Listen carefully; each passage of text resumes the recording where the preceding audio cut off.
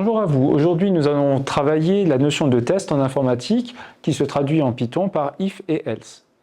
Alors, on va commencer à travailler cette notion. Alors, en informatique, on a parfois besoin d'exécuter des instructions, mais que dans certains cas. C'est-à-dire, on a besoin de vérifier d'abord, savoir si telle ou telle condition est validée avant de mettre en exécution certaines instructions. Je vous prends un exemple. Quand vous travaillez avec des polynômes du second degré, et que vous cherchez des racines réelles, eh bien, il faut d'abord voir si le discriminant est positif ou nul. Donc ceci va se traduire, alors là pour l'instant je le fais en langage naturel, si une condition, delta est positif ou nul, alors on va pouvoir exécuter des instructions. Sinon, c'est-à-dire si la condition de base n'est pas validée, alors on aura autre chose. Le sinon est optionnel, on peut très bien avoir besoin d'écrire seulement si quelque chose alors, et sinon, en fait, on ne fait rien. Si on ne fait rien, on se permet dans ce cas-là de ne pas écrire le symbole d'instruction sinon, et la machine comprendra très bien qu'il n'y a rien à faire dans le cas où la propriété que l'on considère n'est pas validée. Alors, on va prendre un exemple, toujours le même, et cette fois-ci, si delta est strictement positif. Alors, si j'écris cela de cette manière-là, je vais avoir si delta est strictement positif, je vais avoir deux solutions. Donc, j'aimerais peut-être pouvoir les calculer. Donc, j'aurai besoin d'écrire, alors x1 égale quelque chose, x2 égale quelque chose. Alors, première chose, pour séparer les éléments, savoir que ceci est la condition, ceci sont les instructions à faire si la condition est validée. Souvent, ce que l'on fait, c'est qu'on écrit x1 égale x2 égale en dessous. Et donc, on a notre condition qui apparaît toute seule. On peut même se passer des parenthèses. Le vrai problème, c'est qu'ici, si delta est positif, on aura x1 qui sera affecté à quelque chose, puis x2 qui sera affecté à quelque chose. On ne sait pas en fait si x2 sera affecté à quelque chose dans tous les cas, c'est-à-dire si x2 égale quelque chose fait encore partie du test ou pas. Alors pour cela, on a généralement, dans les langages de programmation, en C par exemple, on utilise le symbole accolade, qui nous permet de dire que si delta est strictement positif, alors on doit faire ces deux affectations simultanément, l'une après l'autre, mais il faut faire les deux. Alors qu'ici, peut-être que c'est que x1 qui sera affecté, et x2, dans tous les cas, il faudra qu'on l'affecte aussi. Ce n'est évidemment pas ce que l'on veut dans notre situation, mais l'ordinateur ne sait pas ce qu'on veut, nous, dans notre tête. Donc on a besoin d'avoir une certaine clarté. Donc on a ce symbole accolade dans des langages de programmation, je vous dis tel que le C, qui sont utilisés à ce moment-là. Ce n'est absolument pas le cas en Python, on va le voir. Alors, dans un test, on peut mettre les instructions que l'on veut, en particulier un nouveau test. Je vous prends l'exemple. On pourrait faire une distinction un peu plus fine. On sait que quand delta est strictement positif, on a deux solutions. Quand delta est nul, on n'a qu'une seule solution, une solution double, qu'on appelle x0. Et donc, on pourrait se dire, dans le cas où il y a des solutions réelles, donc si delta est positif ou nul, en tout cas pas forcément strictement positif, on va trouver des solutions. Et là, on pourrait se dire, on va créer un nouveau test. Si maintenant delta est strictement positif, on aura deux solutions qu'on devra exécuter les unes après l'autre, à chaque fois que delta sera strictement positif, et sinon, on aura une seule solution. Vous remarquez que le code commence à devenir un petit peu compliqué à lire. Alors, les informaticiens ont pris une habitude qui est de décaler le code. Là, je vous l'ai réécrit, et cette fois-ci, avec un décalage qu'on appelle une indentation. Si ceci est vrai, alors on va exécuter tout ça. Si ceci est vrai, alors on va exécuter tout ça. Sinon, on exécute ça.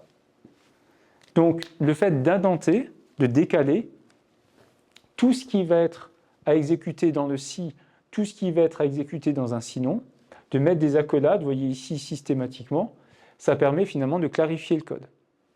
Alors, c'est ce qui a généré finalement la manière de coder en Python les tests. On va voir que la manière de coder est un petit peu subtile, mais est héritée de cette philosophie de quand j'écris du code, j'indente, quand j'ai des blocs d'instructions qui sont dans la même structure logique, dans le même bloc logique, je décale tout le bloc pour permettre finalement de voir plus facilement tout ce qui se fait quand ceci est vrai, tout ce qui se fait quand ceci est vrai. On voit qu'ici, alors imaginez là on n'a que deux si qui sont imbriqués un dans l'autre, mais on peut très bien imaginer qu'il y en ait 5, 6 ou 10. Je peux vous assurer que quand vous avez du code qui fait 1000, 2000, 5000 lignes avec des indentations, disons justement des tests qui sont imbriqués dans ces 1000 lignes de code, du code écrit comme ça est illisible, alors que du code écrit comme ça est beaucoup plus lisible. Je vous propose de traiter deux exemples. On va essayer de nouveau de voir ce que valent les différentes variables, alors si on n'a qu'une variable a à la fin des instructions. Premier exemple, donc on commence par affecter à a la valeur 3. On regarde si a est plus grand que 1, on exécutera ce code-là. Et justement, vous voyez l'intérêt des accolades, c'est de voir que on va exécuter que ce code-là si a est plus grand que 1, et dans tous les cas, on exécutera a est affecté à a plus 2. Donc on commence, a est affecté à 3. Est-ce que a est plus grand que 1 strictement? La réponse est oui. Donc on va exécuter a est affecté à 0. Donc pour l'instant, ici, a vaut 3. Donc la valeur de a ici, c'est 3. 3 est plus grand que 1, cette condition est vraie. Donc on rentre dans cette ligne de code. On affecte à a la valeur 0 finalement, puis on sort de la condition, et dans tous les cas, que l'on soit passé par là ou pas, on va exécuter cette instruction. Donc on commence par la droite, dans a, il y a maintenant 0, on va faire 0 plus 2, 2, et donc dans a maintenant, il y a 2. Pour le deuxième exemple, dans a, cette fois-ci j'ai mis 1, j'ai repris la même structure. Est-ce que a est strictement plus grand que 1? La réponse est non. Donc on n'exécute pas le code a est affecté à 0, donc a est toujours affecté à 1, et on exécute par contre le code a est affecté à a plus 2, c'est-à-dire on commence par la droite, a y vaut 1 actuellement, donc je vais obtenir 3. Et vous voyez que cette ligne de code, dans tous les cas, elle est exécutée. C'est ce que l'on voit grâce finalement aux accolades qui sont vraiment indispensables dans cette situation. Alors nous allons voir maintenant comment implémenter les tests en Python. Alors première chose, nous on a utilisé les mots pour l'instant en langage en français, le si et le sinon. En Python, on l'a vu dans la page d'introduction, c'est qu'on va utiliser les traductions anglaises, donc à la place du si on va utiliser if, à la place du sinon on va utiliser else. Et donc, je reprends le code qu'on vient juste de travailler et je vais le traduire en Python. Alors en Python, on sait que le a affecté à 3 va donner a égale 3, a est affecté à 0 pareil, et a affecté à a plus 2 va faire a égale a plus 2. Comment implémenter finalement cette brique-là de test? On sait qu'à la place du si, on va mettre un if. Le a plus grand que 1, on va la traduire exactement de cette manière. Il n'y a pas de différence.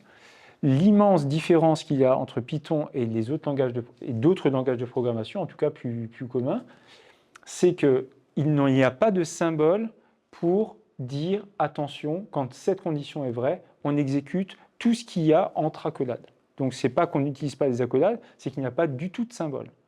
Tout simplement parce que les personnes qui ont créé Python, qui est un langage qui est créé à partir du C, donc où il y a des accolades, se sont dit, les informaticiens, quoi qu'il arrive, ils indentent, ils décalent le code qui va être à exécuter finalement dans un test. Et donc, on va utiliser l'indentation comme séparateur. Alors, je vous montre le code finalement en Python. Je vous l'ai dit, a affecté à 3, c'est a égale 3.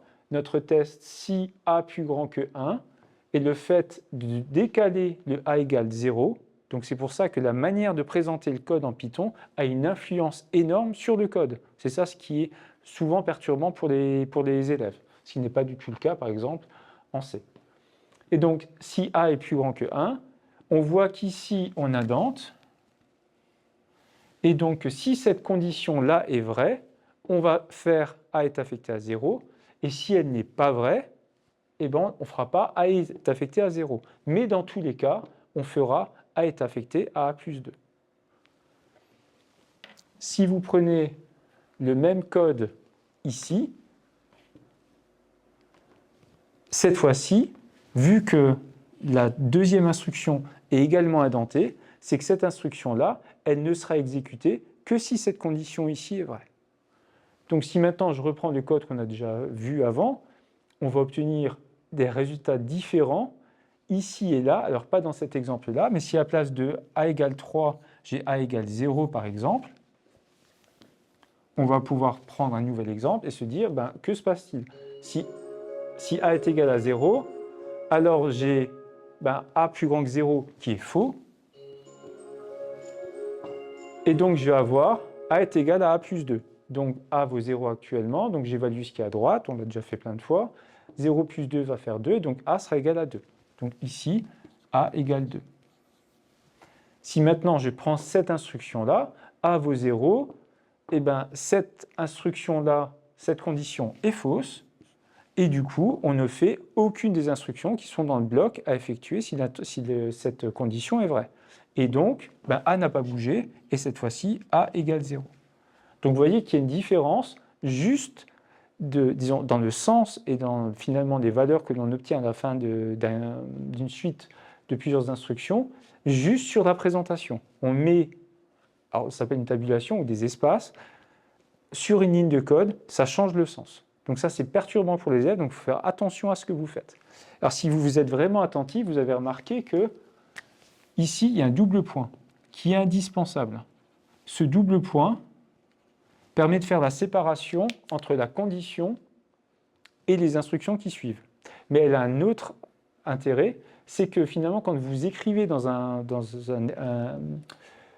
programme qui permet de créer du langage Python, en tout cas qui comprend le langage Python, la plupart du temps, quand vous tapez votre code if A plus grand que 1, double point, vous appuyez sur Entrée pour aller à la ligne, le double point va avoir comme conséquence de faire une indentation automatique. Et donc, quand vous allez continuer à écrire, le A il va s'écrire directement avec une indentation qui va apparaître. Et ensuite, il faudra revenir en arrière si on veut écrire du code qui ne soit pas à exécuter quand la condition est vraie. Donc, ce double point est indispensable. On va voir qu'à la fin du else, le sinon, il est aussi indispensable. Alors, nous allons nous entraîner maintenant sur deux exemples. Premier exemple, je vous prends donc le code Python directement maintenant écrit en Python. Donc, A égale 3, B égale 3, A égale 4, pardon, B égale 3. On va tester si A est plus grand que B. Si oui, alors A sera égal à A plus 1. Sinon, A sera égal à A moins 1. Donc, vous voyez que après le if, on a besoin du double point et on a une indentation. Après le else, on a aussi une indentation parce que c'est ce code-là ou les différentes lignes de code qu'on pourra avoir qui seront à exécuter si on arrive dans le else, c'est-à-dire si cette condition-là n'est pas vraie. Donc on va regarder finalement si la condition est vraie ou pas. Donc actuellement, si je regarde l'état de mes variables, je vais avoir A et B. Actuellement, A vaut 4, B n'est pas défini. A vaut toujours 4, je ne le change pas. B vaut 3 maintenant. On va regarder si la condition A plus grand que B est vraie. A est plus grand que B chez nous est vrai. Donc on va aller juste ici et cette instruction-là ne sera jamais exécutée. Donc on va faire A est égal à A plus 1. Donc on sait que A ça vaut 4. A plus 1 va faire 5. Et donc dans A il va y avoir 5. Et on n'exécutera jamais A est égal à A moins 1. Maintenant, je vous propose un deuxième exemple. Si A est égal à 140, B est égal à 11, N est égal à 10. Alors, je vais vous donner du sens, parce que pour l'instant, on fait du code, mais à quoi sert ce code? Alors ici, je vous ai pris un exemple où, imaginons que 140 soit le nombre de points cumulés par un élève à des épreuves, par exemple du bac ou du brevet. Vous avez plusieurs épreuves, vous cumulez des points, et on va prendre, par exemple, au bac, une épreuve, pardon, qui serait en facultatif, c'est-à-dire dont les points supérieurs à 10 compteraient, et si la note est en dessous de 10, elle ne compte pas. Donc ici, on va considérer que A, c'est la somme des points cumulés pour l'instant, B, c'est la note à cette épreuve facultative, et N, c'est le nombre de notes totales, pour avoir finalement la moyenne obtenue. Donc on va regarder Si la note qu'on a obtenue au test est plus grande que 10, ben dans ce cas-là, au nombre total de points, on va rajouter la différence entre la note qu'on a obtenue et 10. Et une fois qu'on aura fait ça, si on a besoin de le faire, si finalement la note est trop basse, on ne rajoutera rien. Dans tous les cas, on divise le nombre de points par le nombre de valeurs. Alors ici, j'aurais dû mettre n. Et du coup, ça va nous donner notre moyenne à notre épreuve, au bac par exemple. Donc on va essayer de voir ce que ça donne. A est égal à 140, B est égal à 11. Est-ce que B est plus grand que 10? La réponse est oui. Donc on va effectuer cette instruction. On commence par la droite. Donc B-10 va représenter finalement le nombre de points qu'on a gagné. Donc ici, B est égal à 11, donc ça ne fait qu'un seul point. Donc A plus 1 va faire 141. Donc cette expression-là nous donne 141. Donc A actuellement est égal à 141. Et donc on va faire A divisé actuellement, le A qui vaut 141 divisé par 10, c'est-à-dire 14,1. Et donc A a comme valeur finale 14,1. Et vous voyez, ça c'est un exemple dans la vie de tous les jours où on a un test sans sinon. Vous voyez que si la valeur est au-dessus de 10, on fait quelque chose. Sinon, on ne fait rien. On n'a pas de point à rajouter si l'élève a eu en dessous de 10. On ne lui enlève pas de point, on ne fait rien. Donc c'est souvent perturbant au début pour les élèves quand ils voient les premiers if sans else. Mais c'est assez fréquent qu'il y ait un if, d'ailleurs c'est vraiment très fréquent qu'il y ait un if sans else. J'espère que cette vidéo vous a plu, à très bientôt.